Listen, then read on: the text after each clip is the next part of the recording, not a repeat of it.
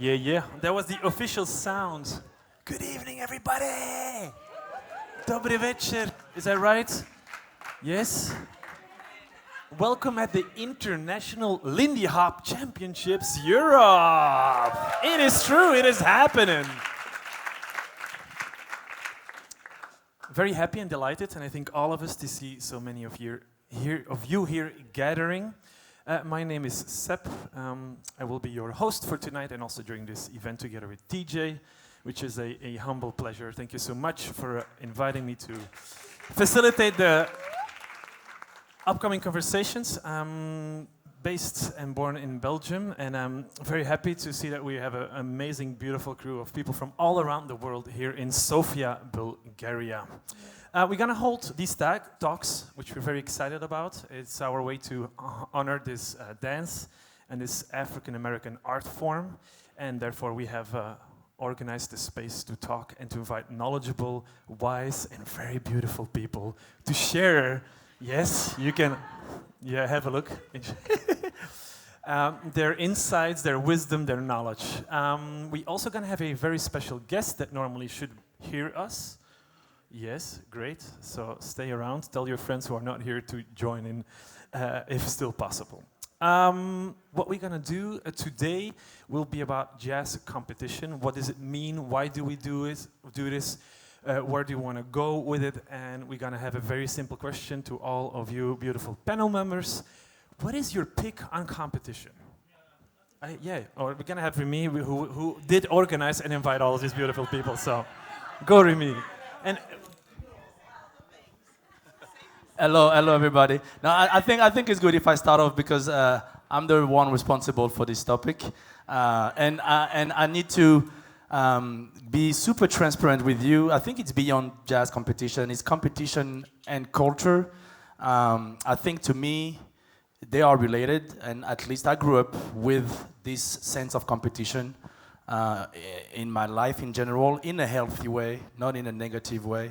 And so I asked my colleagues over there the difficult task to share with us what competition means to them and what the word competition means to them or how it is related to the culture to them.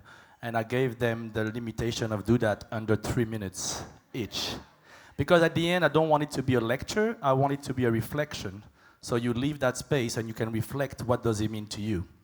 So I would start it off, because I got the microphone. To me, competition is something where I had a beautiful opportunity to challenge myself and I grew throughout challenges.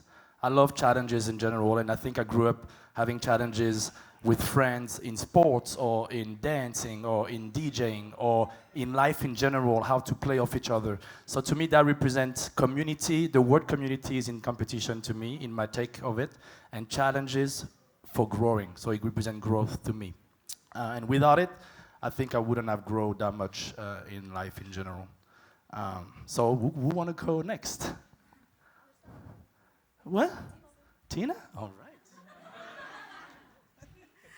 Hi, Tena, everybody. So just kind of piggyback off of what Remy was saying. For me, competition is part of Black American culture, and that's what we do. And so I have kind of a pet peeve when people are on social media and they're talking about Lindy Hop and they say things like, oh, well, it's a street dance and, it shouldn't be about competing. And I'm like, what are you talking about? This is what we do in every area of life, from who makes the best potato salad, who in dressing, everything's about competition, and it's not negative, it's positive, and it's always like to better yourself or see the best in other people, and so it's never from a negative connotation, it's always positive. So for me, I love competitions. I love seeing them. I love seeing people do better. That's what I love.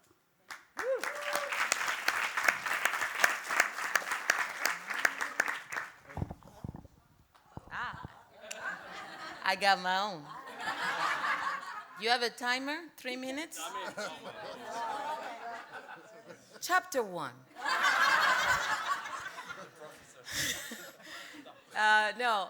Joke aside. For me, competition, it took different meanings because I grew up with what Tena was saying about competition being part of everyday life, but I forgot about it because I had been into the competition within the Lindy Hop scene, and then we had that very conversation with Tina, and when she said that, I immediately could picture my mom spending weeks choosing her outfit for church because she wants to outdress the other ladies at church. But it clicked that, yeah, this has also been part of my upbringing, like competition has been part of everyday life. But when Remy asked the question today, what I was thinking was competition is personal. It's personal and it's relationships. And it's how I compete because I want to challenge myself or I want to find a way to practice because I'm lazy. And then you register for the competition and then you have to practice. I also compete because of my friends, because my friend did that step, and I'm gonna like, wait a minute, go practice, come back, hey, check this out. And then my friend's like, okay, go practice, comes and checks this out. So it's like a way of connecting with my friends, and also a way of connecting with the community, and it's positive. So that's, for me, it's building relationship through betterment of the self, of the connection with the others, and overall of the whole community.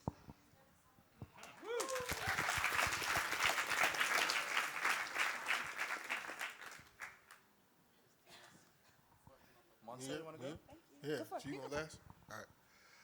Hello. Yep. I'm going to keep it 3 minutes. I mean, okay. 4 is fine. Nah, 1 minute to do it. So, yeah, I agree with my other panelists, what they said, but I have a completely different take on it. I don't mind organic competition. Organized competitions, I don't like. I grew up, same thing, battling and being in the clubs and dancing, and whoever I'm against, well, first of all, it's not a circle all night. We're all dancing. Definitely. And then every now and then a hot song comes on, and those of us that like to circle up will circle up. But as soon as the circle's over, we're back to dancing with everybody.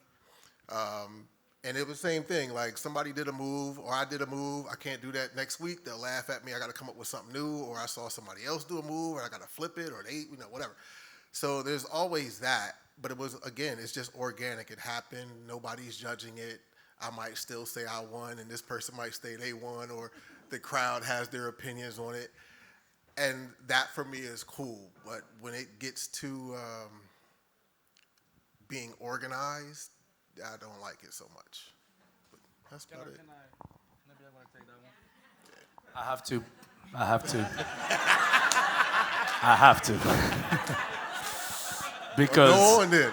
When I reached out to Moncell, we met before and we knew we wanted to do something together, and so I reached out to him to come to ILHC Europe when this whole idea came up. And I said to him, I want you to come to teach, to judge, and to talk. And he said, like, yeah, sure, I come to teach and I come to talk, but I don't judge. And then I was like, talk me into this. And so we exchanged, and to me, that was all his point was the reason I needed him to come. Because I think to me, it's not about like the organized competition, and we are in it right now, but it's about how we can change to find that organic way of pushing ourselves within a context that is not fake. So there is a long way to go, but thank you for agreeing to be here. And that's the beginning My of a pleasure. change to me. Thank you for the invitation. Anybody else want to go first? Yeah. I'll go last. Can I just a one word representation? I do competition. It's like who I am, how I appreciate the dance as a guest of the culture. That's I've been challenging myself, and I'm like showing who I am, and I'm like how I can express how much I love this dance and culture. That's simple. You don't want to... All right. I hope I can keep it short. I have a conflicting love-hate relationship with competition. I think I'm a competitive person, but I think I've experienced both good and bad competitions. Maybe when I grew up, the competition was different. It was like ballet competition, so it was. I think it's hard because then if you're all trying to do the same thing, then you have to be the best at doing that one thing, and also I think it's not a very maybe supportive competition. And I think through Lindy Hop, I have experienced good moments of like competition where I really got excited about like being on the floor and seeing somebody kill it and be like, oh, I'm next, and feeling really hyped. But there are also moments that I've experienced where I felt like, well, I wasn't good enough, and all the emotions that come with it of dealing with like, oh, I'm not good enough, like it's hard because like I like being challenged and I like to put myself out there and I like going towards what I fear, but at the same time I know that I'm gonna have to deal with like serious emotions and keep on pushing and keep on like accepting myself, even if like, well, maybe I was not part of like the people that were preferred that day, and so I love it, and I also am like, ooh, it's like the little butterflies. So yeah, I hope that we can, I think part of it is also maybe when it's natural, maybe more when I feel like it's real and I get support from my friends and I get excited, then it's cool. But when I feel like it's a bit maybe sterile, then it's hard to be out there and pretend like you're enjoying it when you're just kind of like not really enjoying it. So I hope we can get to, yeah, a place where it's like really fire and where we all feel like it's okay to like bring our best and know that we're still part of this thing, and that also because we're not, it's not, it's a dance where individuality is super important. When I judge, it's like also hard to feel like, oh, I have to make a decisions because it's a progress, you know, it's a journey. So like you judge people at that one point in time and you hope they don't feel hurt if they're not chosen, because like I see you all like compete and like evolve through time, and I really enjoy that. And so yeah, I hope we can all like support each other and give our best.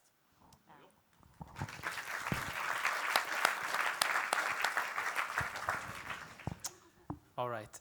I have 3 words. Upbringing. I started when I was 8 years old, and I have been competing since I was 9. So it's a huge part of my upbringing, and that upbringing, it's part of community, because in Sweden there's this huge, how do you say, like the schools, it's not a school, it's like a community thing? Association, thank you, Marie, yeah. So you just come together, and parents and kids, they help out with everything, like selling cookies and stuff. So the friends and the community, even if I am myself a guest in the culture too, I recognize some of the things that apart from being together with a group, and I will not be the same person today without that upbringing, which I value a lot. Second thing is failure. Failure is a huge part for me with competition. But failure that brings growth, going back to what Remy said. So many years of working hard and growing within yourself and feeling that you are growing as a person within that process.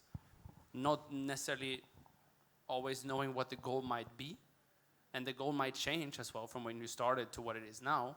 I remember when I went to ILHC the first time, 2013, I was part of the Swedish group and Swedish team, and it was all about winning. There was nothing else. If we do go, we get some money to support the flights and everything. Privileged Swedish government and people. It was all about winning, and if you didn't win, you failed. But that process has changed, right? I don't go for that reason anymore. There's so many other things that are, but if I didn't go, I wouldn't experience the failure, and I wouldn't grow, and I wouldn't understand the things that are more important. So, upbringing, failure, and growth. That's the 3 things I want to share.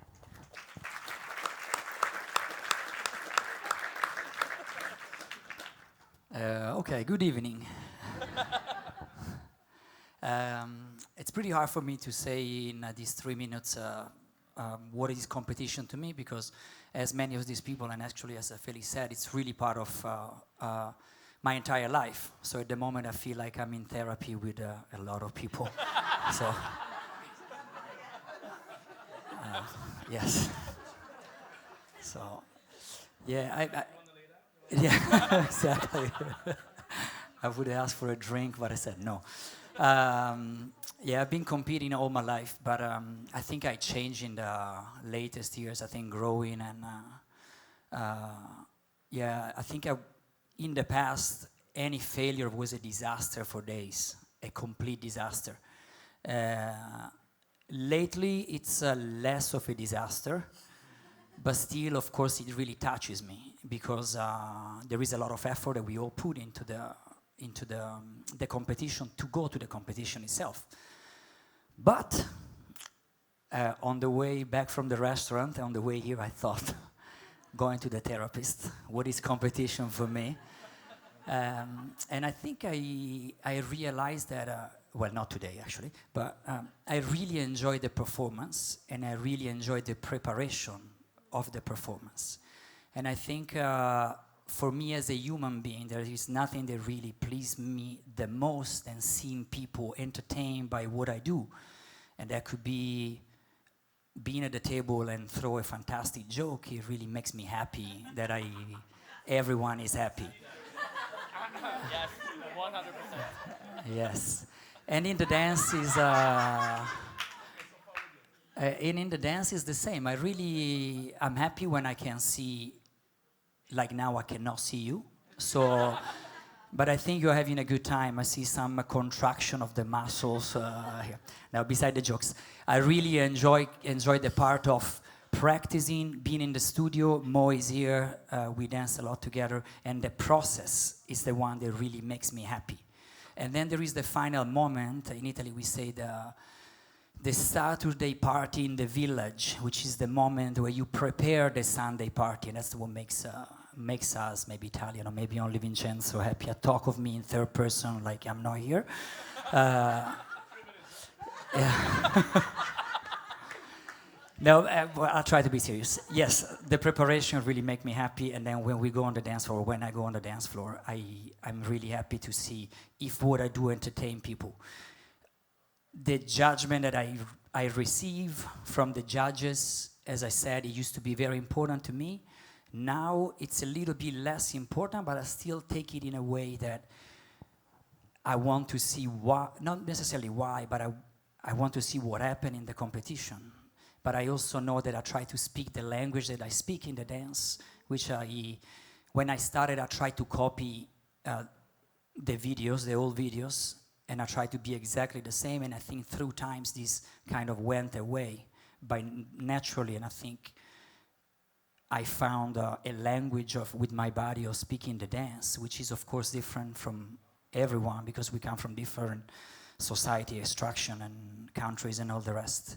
So if you want, I re-summarize, but I think you understand the point of what's competing for me.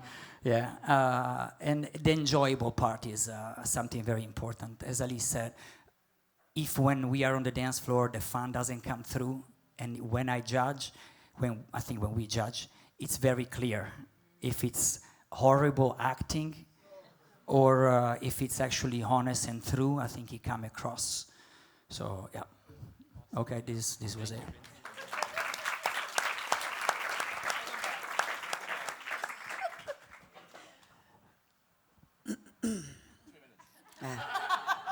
Trois minutes. Okay.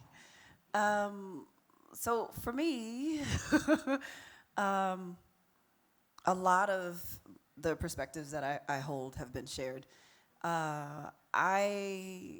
Walking back, thinking about this as well, not assuming, because I know a lot of us have a lot of competitive experience throughout our lives, but I have, I think, been indoctrinated in a space of competition since birth, quite literally. I never thought about it that way. Well, only, 72, according to my mom. Competition, so I'll start with that. Competition is a part of my legacy. It's a part of my heritage, apparently. My mother, even in that state, competitively, 72 hours of labor. Yay, 1980s. But more succinctly, in that my father was a competitive athlete, as was my mother. My mother was also competitive academically. And it was always through the stories of their lives, not just them telling me, but my aunts and uncles and grandparents telling me about their happenings, but not, oh, they were going up against their classmate to win this scholarship. It was always in the vein of, well, your mom was actually sent to open high school and because she was the smartest at this, and your dad got to do this because he was the strongest at this, and your dad got promoted at this level because he did this, and your uncles did this thing because they were the best singers, and then your whole family did this because they were the best dancers in the community. It was always a part of the storytelling, the competition. And I very quickly realized that I was starting to fit into the family story, and I was like, well, where is my competitive aspects going to come from? And it very quickly started to show itself. I threw the best tea parties as a little one. And it was always just, it was never, as many of my African American and black compatriots have said, it was never a thing of to try to eviscerate the other person. It was always this, well, Remy's tea party was the best this week. Well, Pearl's is going to be the best next week, clearly. Like, clearly. And it was always just a fascination with, well, who is it going to be this week? And it took this conversation for me to really sit with that, to realize that I've always been looking for the competition, not in a sense of like, who am I going to beat today? Who am I going to smoke today? But just who's working, who's training, who's practicing, who's like, as we say colloquially, who's in the cut, like really shedding, really trying to see how they can maximize how they express to this music, how they dance in this space. Because sometimes it wasn't even about the song. Sometimes it was about being the one that was recognized in a particular club. Like, yeah, they were the champ at this event. Tina said, that would have been me. You know, like, 40 years. And even getting into the realm of dancing competitively, I thought I was done with dance when I came into that space. And seeing that there was an international scale of people sharing so fully and freely in house dance, a style that I had been around all my life but didn't know was an established, organized thing overseas. I was like, well, I just want to get good enough to talk with those people, but talking with those people meant competing at the level that they were competing at. And that was a space that I was existing in before I ever even came to the Lindy Hop community, which is something that apparently people don't know about me. And when I got here, it was the same. And as Remy had many great conversations with me about, and Tena as well, I didn't come in with that, well, I'm a world champion in this thing, so where do I go? I came in and was like, triple what? Where are you sending me? Why are you sending me all the way? What, I gotta run back? What's this twist thing? What is a swing out? And there's still some times when I'm dancing with new people, I'm just like, do I understand what this thing is? Or I connect with someone who's coming from one of those styles that I already do, and I'm just like, wait, you're sending me somewhere else. And anyway, as Mo was sharing, it's about representation. Having a very firm understanding of myself and wanting to make sure that that voice is shared every space that I'm invited to be in. And it's not about winning, which I recognize and I've shared with Marie is sometimes something that I'm often rebuffed for, or moving away from academic language, ignored for. Because I've won so many things that I've participated in, when I say that, people look at me as though that's disingenuous. All I've ever wanted to do was share who I am, because I, not to get emotional, always have felt it was a privilege just to be here. And that's why I make that partial joke about competing since I was born. I was a preemie. I was 2 pounds, 3 ounces when I was born. I wasn't supposed to survive. And then looking at my racial context, wasn't supposed to survive that either. then how I got to dance. Wasn't supposed to survive that either. So I'm just always in a space of immense gratitude and wanting to share how these amazing people inspire me, how my elders have inspired me, how this dance inspires us. Why wouldn't you want to share your perspective on that? Yeah, the winning thing seems like it's tied to so many other things, but even if you win, you still have to be confident in who you are in order to deliver that in a classroom, in another performative context. You get a moment, and some people take that and it's the pressure of the moment, oh my God. And yeah, that can be a thing, but as everybody I think has said, it's that moment, and they recognize, this is who I am right now. C'est la vie. You like it? Great. You don't? Great. Sometimes if you're in a space where you've been working really, really, really hard on who you are in that moment, and someone says they don't like it, you say, all right, I'm gonna need you to show me why you don't like it. Because I like me more than I like you right now, so let's go. But, I mean, that might be a different context. But yeah, I'm gonna keep it short. Sorry, it's legacy, it's legacy, it's tradition, and it's community in all of its facets. It's ways for you to enter into the conversation, whether you think you're gonna win or not. So you should show up. Yeah, give it up, everybody. Wonderful sharings. Thank you so much. I want to add, because like Tena, as some of you know, maybe some of you don't, actually Tena is one of the owner of ILHC. And there is another one called Sylvia Sykes, and I just want to quote her because I think she has something about competition that kind of like stayed with me when I heard her saying that. It's normal to be scared. To me, actually, even when I go and do a teacher demo, I'm scared because you want to do good. And Sylvia is like, well, after the performance, it won't change who you are. Like, you won't be a different person, you know? So at the end, this is something... You see? Well, I don't know. It's Sylvia Sykes, I'm sure. No, but the thing is like, honestly, that you do good or that you do bad, you will be still the same person. And to remember that is important because even if you win, you just win. I've been world champion at some other things. And realistically, I realized that I've been world champion over just that night. Like the day after it was gone. You feel satisfied and happy, but it doesn't change you, who you are socially. So all the things that have been said about being pushed, showing up, it's the real thing. I won't lie, it's good to win, but it's much more than that. The process, the share, Exactly. And it was important to me to have that talk now at the beginning of the weekend because I want to set a mood and a tone about trying to fight that fakeness and trying to realize that we connect to something bigger than just winning a competition.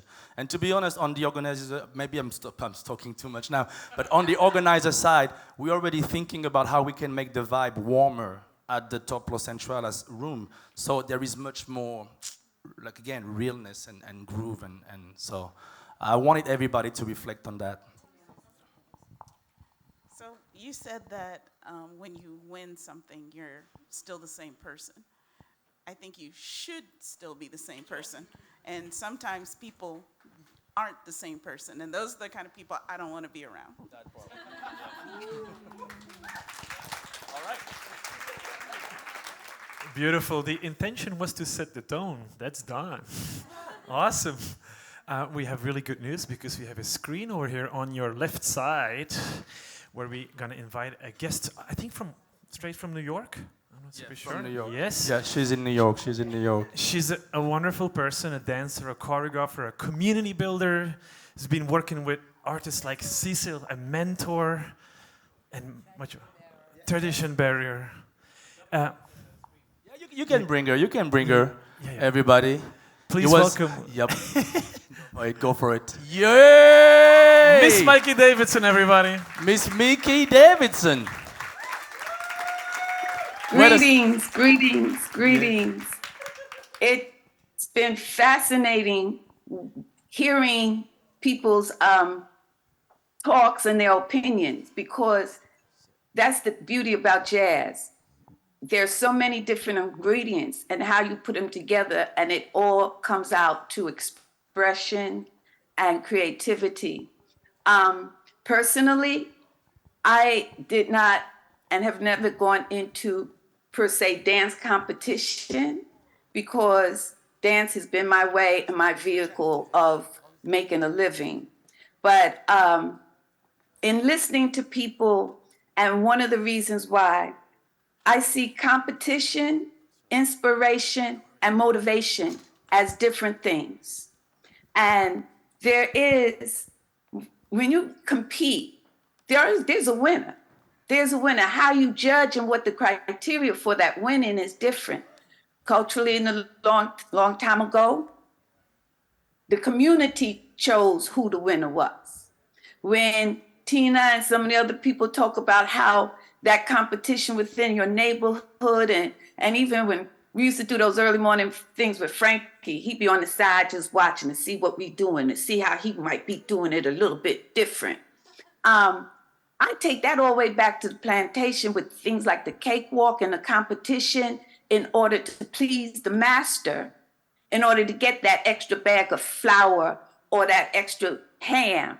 But when people won, they didn't keep it for themselves. It was about getting these extra provisions to then distribute amongst the community so that all the children would have something better to eat, or something to eat at all.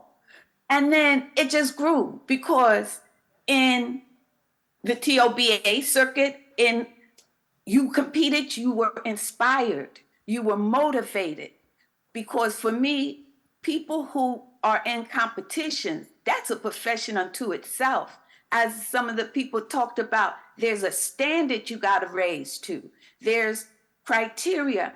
And no matter what culture you come from, I used to watch this, the Irish dancers upstate, and they started training just like that young man said, as a young age, going for the best you can be. And we all know we don't have a good day every day, and you can't please everybody all the time. So as Miss Sylvia Sykes says, no matter who and what you do, you're doing it for yourself. There are people in the community that when I grew up, there would be these ladies that would come to the cat clubs from Staten Island. And when these ladies walked in the door, us little ones, we just sat our asses down so that we could take a lesson. And you see people like Frankie and George Lloyd, the older, like the grown-ups, and they be like, ooh, we're gonna dance with them now. And then you see how each man danced with these women, and these women had this special groove. One of the women was the wife of Eric Dixon from the Count Basie Orchestra. She could swing out, but then she could be smooth and gentle. For me, and for most of us in that room, no matter who those were our inspirations. Those were the winners. Those were the people we grew from. And as that man at the end of the thing talked about, you got to find your own voice. What you bring to jazz is who you are. And the more you discover about yourself, the more you got to share with the world, no matter if you want to try to be a winner or if you just come in to dance. And hanging out is very important. Just being with people, dancing together. Even if you don't know their name, half the people at the cat club, I didn't know their name, but we just saw each other every Sunday. And that creates community, and it creates motivation. It creates discipline, because if you want more, you shoot for more. And culture, yes, it's in our culture, because improvisation, being able to compete for the oppressor so that we could get some more from him to take care of our families and our immediate communities. There's a wonderful documentary on Armstrong where he, in his own words, tell of his strategy. And so for so many years, people called him a Tom, and he was doing this.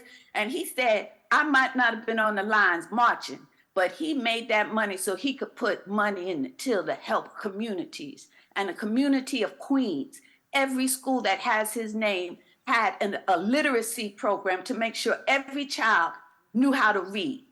Those are the things, and how competition, or the illusion of competition, and the motivation of being the best you can be, all comes out in jazz. because if we talked about technique, Dizzy Gillespie would not be the trumpet player he was, because them puffed out lips is not something you're supposed to do based on European technical technique of trumpet playing. But it gave him a sound that made him special, that everybody in the world was able to celebrate and appreciate. And I think I better stop now. No, please don't. Please don't. Miss Mickey Davidson, everybody. Yep. I'm going to end with my new thing. Congressman John Lewis said, just because you can change a law doesn't mean you can change people's hearts. But Frankie Manning and that whole realm of elders in their own way, not only did they change people's hearts in America, but they changed people's hearts all over the world. And these events should be about the continuation of softening people's hearts and empathy and bringing us as human beings together. So now I'm finished.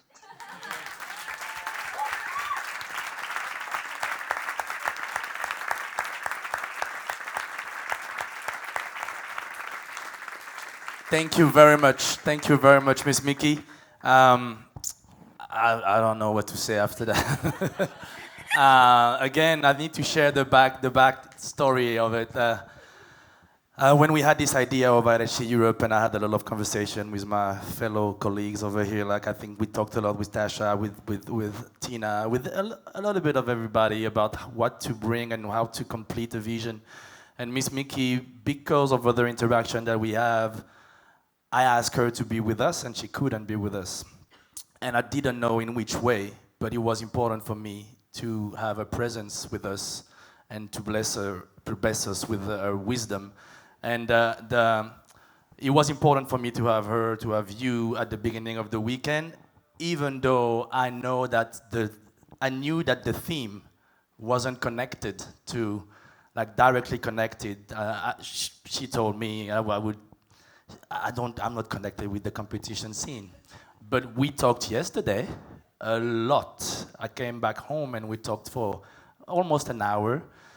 And I shared with her my vision, and today she told me, I know what I'm gonna say. So I think to me, again, thank you very much. Having you with us, even throughout this context, is a blessing. So thank you for being with us. Thank you for blessing us with your words. And thanks for all the teachers and the judges sharing. The last little thing is, now that y'all are talking about competition, look at how this event can maybe have some new updated rules or criteria for competition. How can you update it to incorporate all the different styles and the different, so that's your challenge. Because I ain't going either, you know, as the brothers talk about, when you get on the dance floor, either people like you or they don't like you. But you doing what you do, and you're doing it the best you can. So, all right, I'm gonna stop. Give it up, everybody. She can hear you. All right, y'all. We love you. And also, happy birthday. Thank you. I hit the big 7-0. So I'm celebrating just being alive. And now I can talk just like Norma. I can say whatever I feel like saying. Always. All right. I mean, I think that's pretty much it. I can feel free to stay with us if you want, Miss Mickey, or leave if you have to. I would love to. Yeah, I have to get to rehearsal. So, bye. Thank you for having me, and have a great weekend. Thank you very much. And make pretty art.